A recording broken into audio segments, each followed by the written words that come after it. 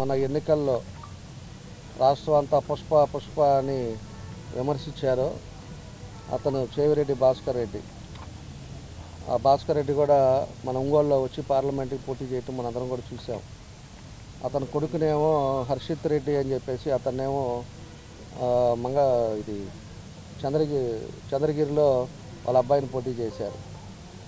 వీళ్ళు ఏం చేశారంటే ఈ సైకో ప్రభుత్వం ఉండేటప్పుడు ఈ సైకో ముఖ్యమంత్రి ఇష్టారాజ్యంగా ప్రభుత్వ ఆస్తులన్నీ కూడా దోచుకోవడం జరిగింది.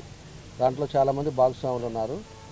దోచుకున్నది కాకుండా ఈరోజు ఈ చేవిరెడ్డి భాస్కర్ రెడ్డి ఒక కంపెనీని క్రియేట్ చేసి సిఎంఆర్ ఇన్ఫ్రా ప్రైవేట్ లిమిటెడ్ అని చెప్పేసి కంపెనీని క్రియేట్ చేసి వాళ్ళ కొడుకు పైనే చేవిరెడ్డి హర్షిత్ రెడ్డి అనే పేరు పైన దాన్ని పెట్టుకోవటం 17 ప్లేసెస్లో 17 మెయిన్ ప్లేసెస్లో అంటే 17 జిల్లాల్లో మెయిన్ ప్లేసెస్ ఇది ఆర్టీసీ అవ్వచ్చు, ఆర్ఎన్బి అవ్వచ్చు, లేకపోతే ఏదైనా కూడా ప్రభుత్వ భూమి ఇవాళ మనకు ఒంగోలులో వచ్చే లోపలికి ఇది ప్రైమ్ లొకేషన్, ఇది centre of the city.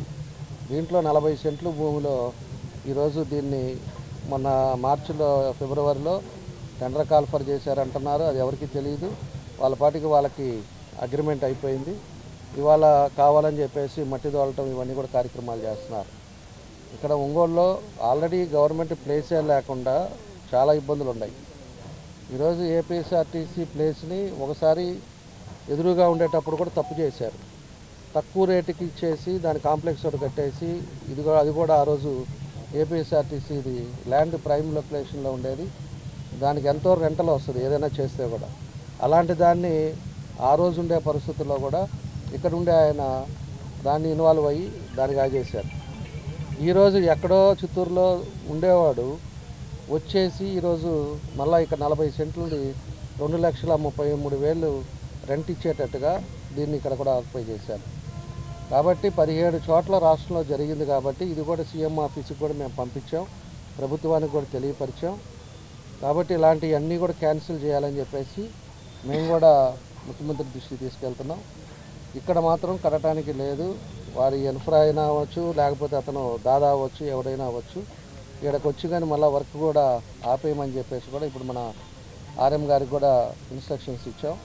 RM గారు కూడా వాళ్ళ పై వాళ్ళకి కూడా మేము తెలియపరుస్తాం, ఆపేస్తామని చెప్పేసి వాళ్ళు కూడా చెప్పారు.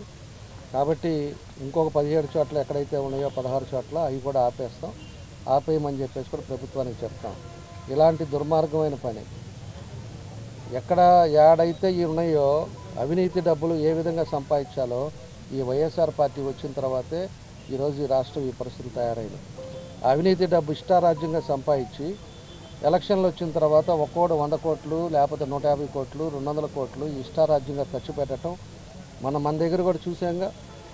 ఆయన ఎంపీకి పోటీ చేస్తే ఇంటింటికి బియ్యం పంచటం, చికెన్లు ఇవన్నీ పంచటం, వాళ్ళు ఇష్టారాజ్యంగా గిఫ్ట్లు ఇవ్వటం. ఎక్కడి నుంచి వచ్చింది చేవిరెడ్డి భాస్కర్ రెడ్డి అనేవాడి చరిత్ర ఏంటి? అతను ఎక్కడి నుంచి వచ్చాడు? ఎమ్మెల్యే కాకముందు అతని పరిస్థితి ఏంటి? అక్కడికి వచ్చాకేమో కేసీఆర్తో సంబంధాలు, అక్కడికి వెళ్ళాక తమిళనాడులో వేరే వాళ్ళతో మెయిన్ వాళ్ళతో సంబంధాలు, ఈడకి వచ్చాకేమో మెయిన్ వాళ్ళతో సంబంధాలు పెట్టుకొని రాష్ట్రాల్లో ఈ రకంగా ఈజీ అమౌంట్ ఎట్లాగా ఏది చేస్తే తక్కువ దాంతో వస్తుందని చెప్పేసి ఈ రకంగా చూసి ప్రజల ఆస్తులు ఇవన్నీ కూడా ప్రజలది. ఇది ఆర్టీసీ అన్నా ఈ ప్లేస్ అన్నా కూడా ప్రజలది, ప్రజలకు హక్కు ఉంది. ఇష్టారాజ్యంగా ఎవడు పడితే వాడు చేస్తే మాత్రం ఊరుకునేది లేదు, సహించం అది. కాబట్టే దీన్ని ఇలా వర్క్ ఆపేస్తున్నాం.